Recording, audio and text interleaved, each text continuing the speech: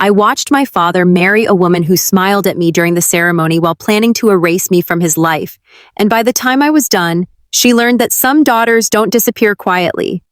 My name is Olivia Reed, I'm 26 years old, and this is the story of how I lost my family and then took back everything that was stolen from me. The beginning started long before I realized what was happening, back when I still thought grief was the only enemy we were fighting. My mother died when I was 23, a sudden aneurysm that took her in the middle of a Tuesday afternoon while she was planting tulip bulbs in our backyard in Naperville, Illinois. One moment she was kneeling in the dirt with soil under her fingernails, humming an old Fleetwood Mac song, and the next moment, she was gone. My father found her there among the unplanted bulbs, her gardening gloves still on, her face peaceful like she'd simply fallen asleep. The doctor said she felt nothing, that it was instantaneous, but I never believed that because how could someone just stop existing without even a second to say goodbye, without even knowing they were leaving everyone behind? Dad was shattered, completely hollowed out, and for 18 months after Mom's death, he moved through the house like a ghost himself, barely eating, barely speaking, just sitting in his study, staring at photos of her on his phone until the screen went dark. I moved back home after Mom died, putting my marketing career in Chicago on pause because I couldn't leave Dad alone in that big, empty house where every room echoed with her absence. I cooked dinners he barely touched.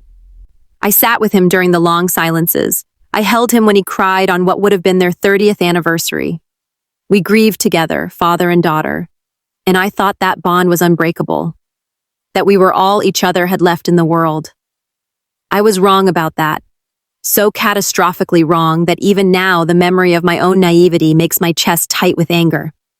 Dad met Cassandra Walsh at a grief support group in downtown Chicago, which should have been my first warning sign, but at the time I was just relieved to see him show interest in anything beyond his own sorrow.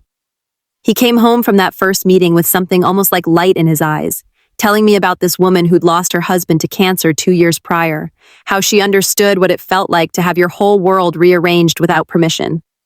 Cassandra was 41, 15 years younger than my father, with the kind of polished blonde beauty that looked expensive and effortless in equal measure. When I met her 3 weeks later at a coffee shop in Oak Park, she reached across the table and squeezed my hand with perfectly manicured fingers, her blue eyes welling with practiced tears as she told me how much she admired my dedication to my father, how rare it was to see such devotion in young people these days. She wore a cream cashmere sweater and diamond stud earrings that caught the afternoon light, and her perfume smelled like jasmine and something darker I couldn't identify, something that made my throat feel tight even though I couldn't explain why. Looking back now, I can see all the signs I missed, all the tiny manipulations I was too trusting to recognize. The way she always touched Dad's arm when she spoke, anchoring herself to him physically, the way she'd make small comments about how hard it must be for him to move forward with me still living at home, how important it was for grieving people to create new chapters instead of staying stuck in the past. The way she'd ask me about my career with this concerned expression, wondering if I'd ever get back to my real life or if I was planning to stay in Naperville forever. But Dad was smiling again, laughing at her jokes, planning outings to restaurants and museums, and I was so desperate for him to heal that I ignored every instinct screaming that something wasn't right about Cassandra Walsh. They dated for 8 months before he proposed, which everyone said was too fast, but Dad insisted that when you've already lost the love of your life, you learn not to waste time when you find happiness again. Cassandra cried when he asked her, right there in the same backyard where Mom had died, and I stood at the kitchen window watching them embrace, while something cold and heavy settled in my stomach. The wedding was planned for early October, a small ceremony at the Naperville Country Club with just close friends and family, and Cassandra threw herself into preparations with the focused intensity of someone orchestrating a military campaign. She chose everything, from the ivory roses to the string quartet to the menu, barely consulting Dad and never once asking my opinion. And when I mentioned to Dad that maybe I could help with some of the planning, he just smiled and said Cassandra had it all under control, that she wanted everything to be perfect. The first real crack in the facade came 6 weeks before the wedding when I overheard a phone conversation I wasn't meant to hear. I'd come home early from a job interview in the city, my first attempt at getting back to my career, And I heard Cassandra's voice coming from the living room, low and sharp in a way I'd never heard before. I froze in the hallway, my keys still in my hand, barely breathing as I listened. She was talking to someone about the house, Dad's house, the house where I'd grown up and where Mom's presence still lingered in every carefully chosen paint color and family photo. Cassandra was saying that once they were married, she'd convince him to sell it, that the place was too full of sad memories and they needed a fresh start, somewhere modern and new where she could finally have the space she deserved. Then she laughed, this cold, brittle sound, and said that getting Olivia to move out would be the first priority, that she couldn't build a proper marriage with her husband's grown daughter hovering around like some kind of ghost, that I was clearly too attached and it wasn't healthy for anyone involved. My hands were shaking so hard I dropped my keys and the sound echoed through the hallway like a gunshot. Cassandra went silent immediately, and I heard her footsteps approaching. And by the time she appeared in the doorway, her face was arranged back into that warm, concerned expression she always wore around me. She asked how long I'd been standing there, and I lied and said I'd just walked in, but we both knew the truth hung between us like smoke. She smiled and said we should talk about my plans for the future, that Dad was worried about me not having my own space and independence, that maybe after the wedding it would be good for me to get my own apartment in the city and really commit to rebuilding my career. The way she said it made it sound like she was doing me a favor, like she was the caring stepmother looking out for my best interests, but her eyes were flat and hard as river stones. I went to Dad that night after dinner and told him what I'd heard, trying to keep my voice calm and reasonable, even though my whole body felt like it was vibrating with anger and fear. I explained that Cassandra had been talking about selling the house and making me leave, that she seemed to have plans for our lives that we didn't know about. Dad listened with his arms crossed, his expression growing more and more distant, and when I finished, he was quiet for a long moment before he said, "I must have misunderstood, that Cassandra would never be so calculating, that grief and stress were making me paranoid and suspicious of someone who only wanted to make him happy. He said I needed to give her a chance, that it was hard for her too, trying to build a relationship with his daughter, that maybe I was the one making things difficult by refusing to accept that he deserved to move on with his life." Every word felt like a slap, but I kept my face neutral, nodding like I understood, even though I knew with absolute certainty that Cassandra had already started the process of erasing me from my father's life, and he was too blind with loneliness to see it. The wedding day arrived with brilliant October sunshine, an air that smelled like fallen leaves, and the last warm afternoons before winter. I wore the dress Cassandra had chosen for me, a pale blue thing that washed out my complexion and made me look like a sad Victorian ghost. And I stood in the front row watching my father promise his life to a woman whose smile never quite reached her eyes. Cassandra looked stunning in an ivory silk gown that probably cost more than my car, her hair swept up in an elegant twist, her makeup flawless as a magazine cover.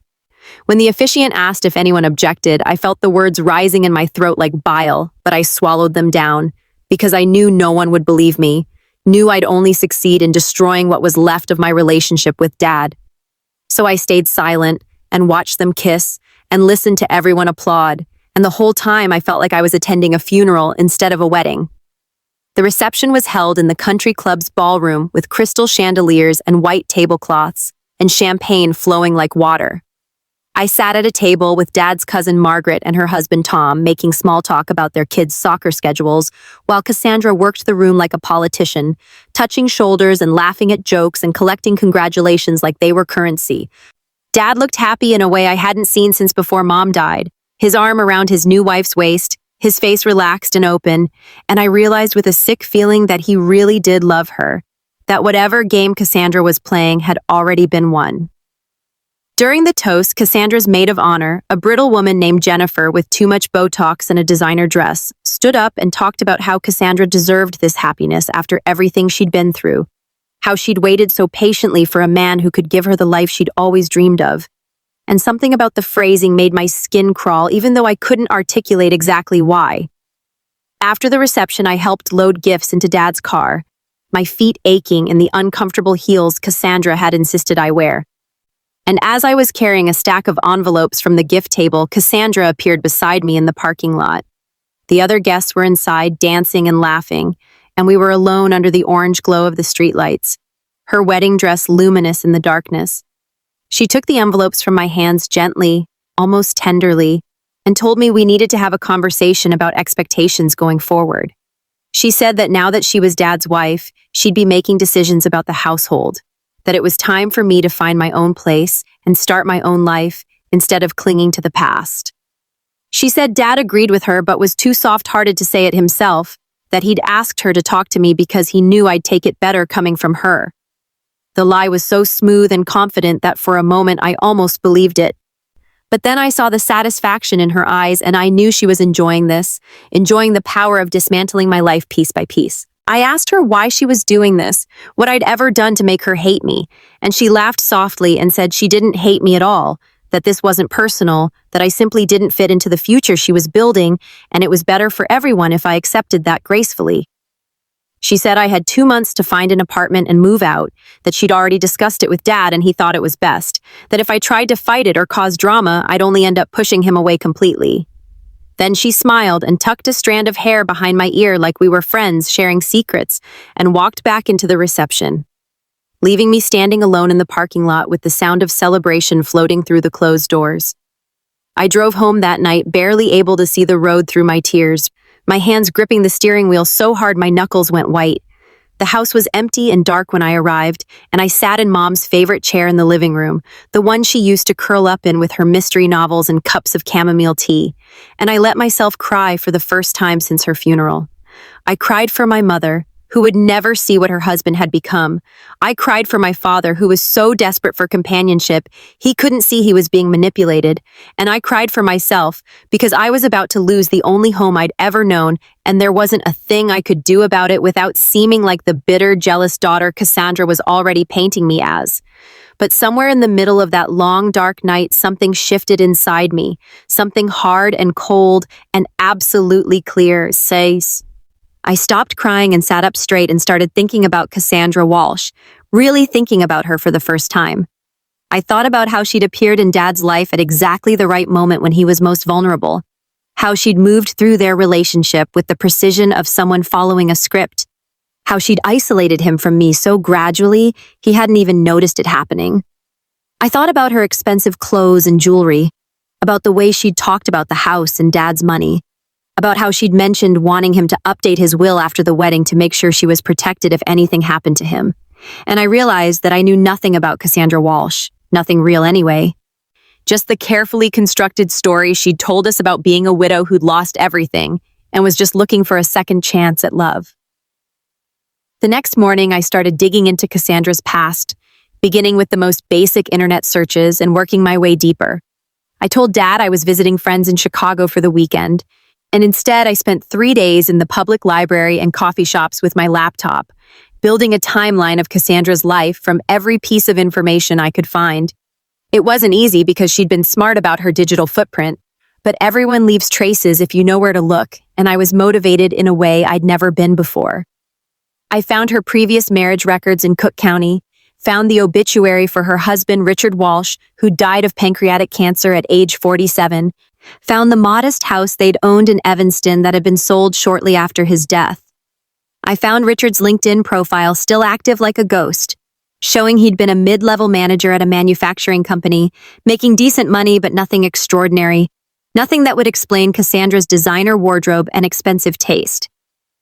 I kept digging and found something interesting, a wedding announcement from 12 years earlier when Cassandra had been Cassandra Meyer marrying someone named Richard Walsh, and in the announcement her age was listed as 26, which would make her 48 now instead of the 41 she'd told my father. It was a small lie, but it was a crack in her story, and I pulled at it like a loose thread. I found more records, more pieces that didn't quite fit, including a bankruptcy filing from 7 years ago and a foreclosure on a condo in Lincoln Park. Cassandra had financial problems, serious ones, and she'd hidden them behind expensive clothes and a confident smile. Richard Walsh had died with a decent life insurance policy, about $300,000, but that money had disappeared within 2 years based on court records I found showing creditors coming after her for unpaid debts. Then I found the grief support group records, public information from the community center where they met, and I saw that Cassandra had been attending for almost 4 years, long enough to have worked through her grief many times over. I called the group leader pretending to be considering joining, and asked some casual questions about long-term members. And she mentioned that some people found it hard to leave the support of the group, that occasionally they'd see someone who seemed to use the meetings more for social connection than actual grief work. She didn't mention Cassandra by name, but she didn't have to. I could read between the lines clearly enough. Cassandra had been hunting in that grief group, looking for vulnerable widowers with assets and resources, and my father had been the perfect target. I spent another week gathering information, being careful not to tip my hand, acting like the defeated daughter preparing to move out of her childhood home.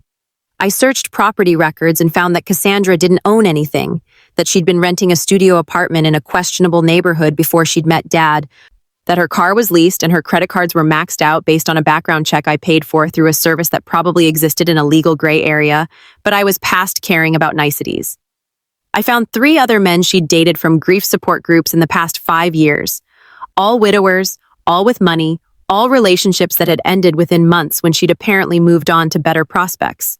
I even tracked down one of the ex-boyfriends, a man named Robert Chen, who owned a chain of dry cleaning stores, and I called him pretending to be doing reference checks for a job application Cassandra had supposedly submitted.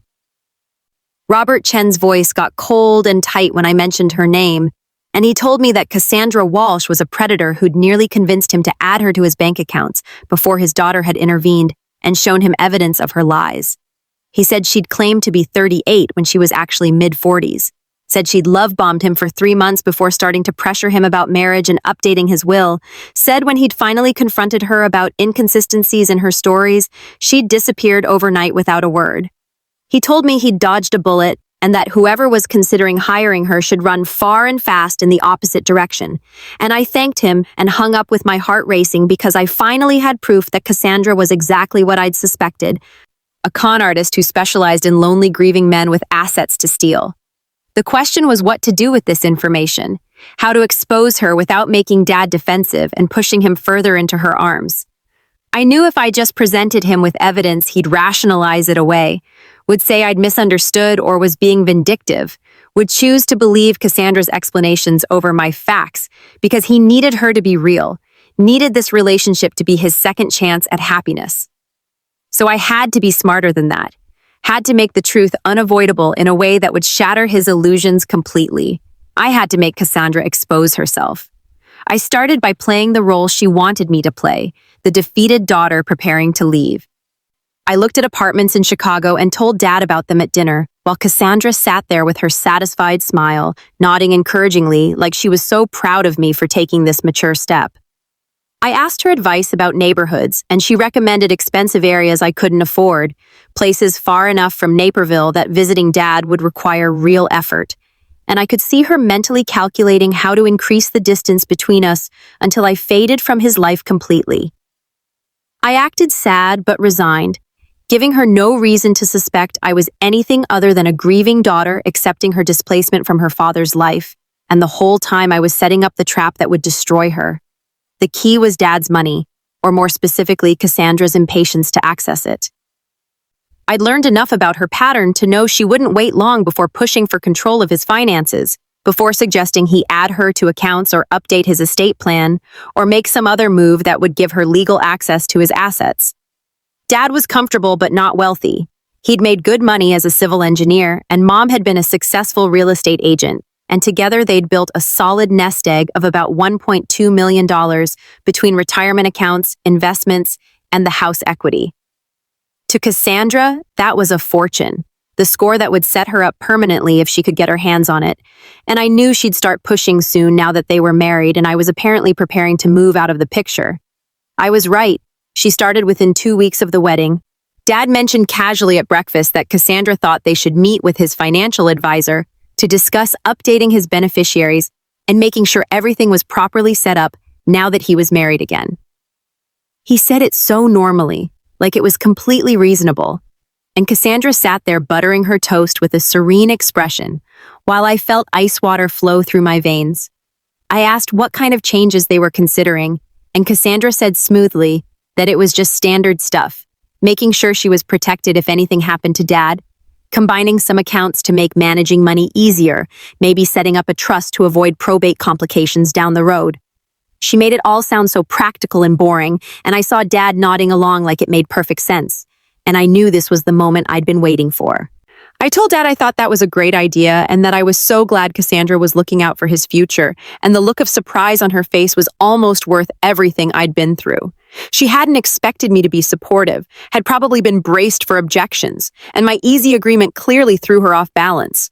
I said I actually had something I wanted to talk to both of them about too, that I'd been doing some family history research and had found some interesting information about our family tree that I thought Dad would want to see.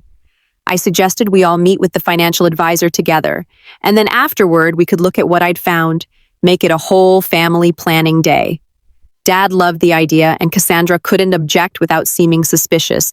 So 3 days later, we all drove to the financial advisor's office in downtown Naperville, with autumn leaves swirling around the car and my stomach churning with nervous anticipation. The financial advisor was a man named Douglas Kraft, who'd worked with my parents for 20 years. A careful, methodical person who took his fiduciary responsibilities seriously.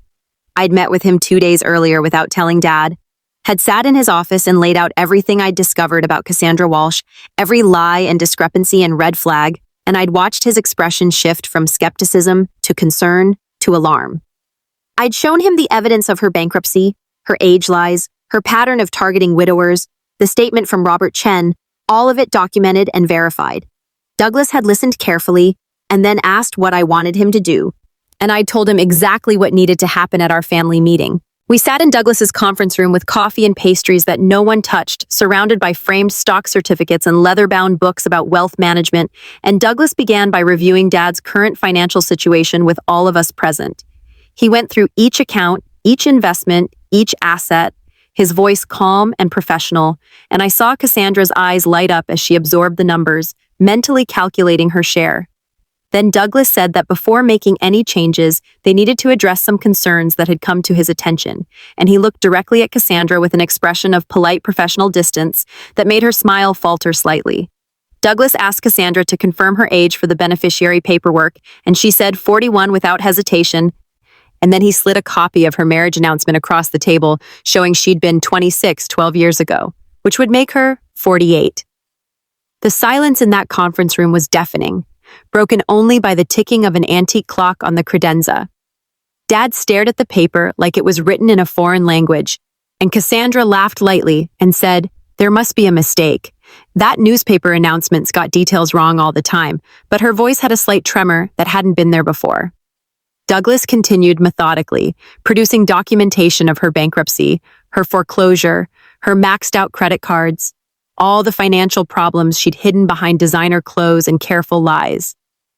He presented the statement from Robert Chen, describing her pattern of targeting grieving widowers, presented evidence of the other men she'd dated from support groups, presented a timeline that showed she'd been attending grief meetings for years longer than her supposed mourning period would justify.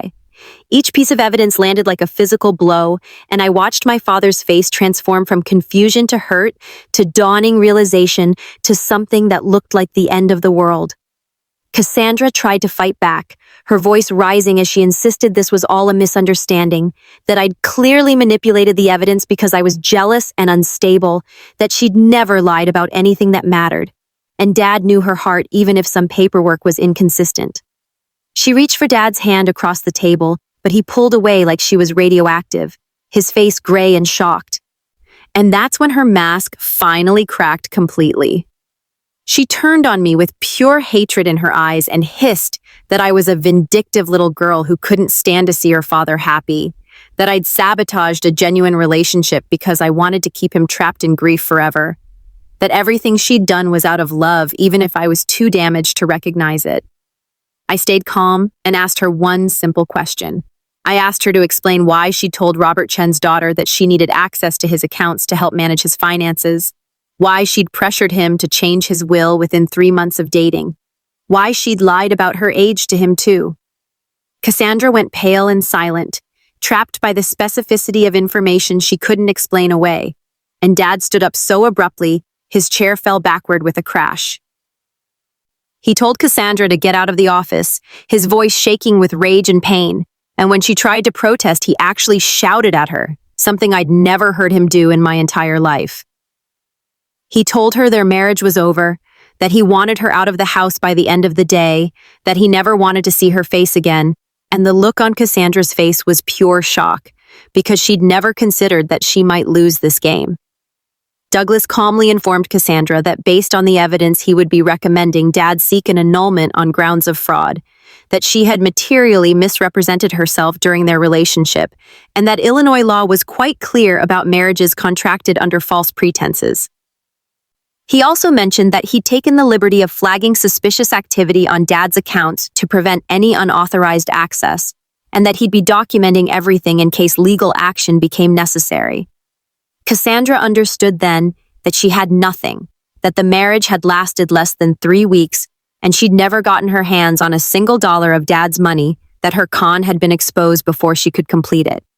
She grabbed her purse and stood with as much dignity as she could manage, looked at me with those cold blue eyes, and said I'd live to regret this, that I'd destroyed my father's happiness over paranoia and suspicion, that I was going to end up bitter and alone just like I deserved. I looked right back at her and said that at least I'd still have my father and she'd have nothing. And that seemed to break something in her because she turned and walked out without another word, her heels clicking down the hallway toward the elevator. The sound fading until there was just silence and the smell of coffee and my father sitting with his head in his hands.